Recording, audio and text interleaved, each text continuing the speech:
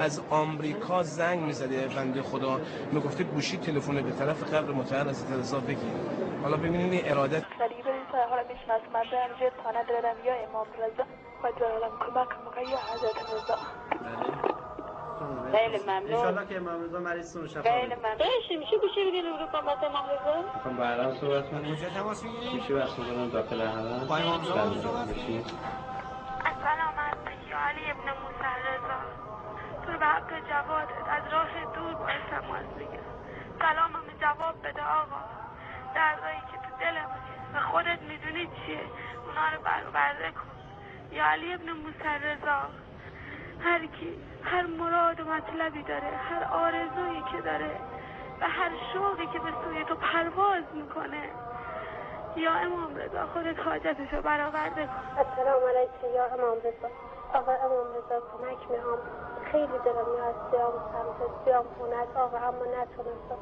جان جواد یا امام رضا بچه یا امام رضا بچه یا قریب أعوذ بالله من الشيطان الرجيم. إن الذين تدعون من دون الله عباد أمثالكم فادعوهم فليستجيبوا لكم إن كنتم صادقين. أعوذ بالله من الشيطان الرجيم. إن تدعوهم لا يسمعوا دعاءكم ولو سمعوا ما استجابوا لكم ويوم القيامة يكفرون بشرككم ولا ينبئك مثل خبير.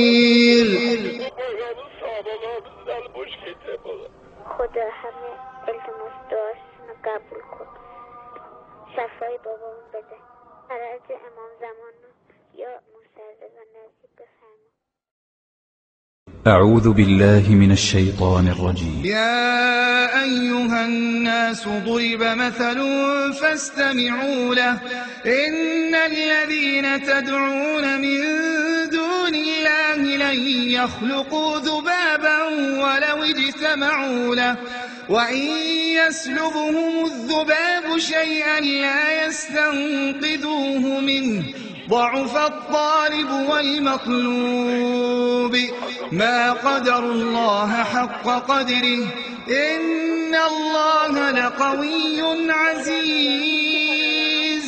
أعوذ بالله من الشيطان الرجيم. قل أرأيتم ما تدعون من دون الله أروني ماذا خلقوا من الأرض أم لهم شرك في السماوات ائتوني بكتاب من قبل هذا أو أثارة من علم إن كنتم صادقين ومن أضل ممن يدعو من دون الله من لا يستجيب له إلى يوم القيامة وهم عن دعائهم غافلون.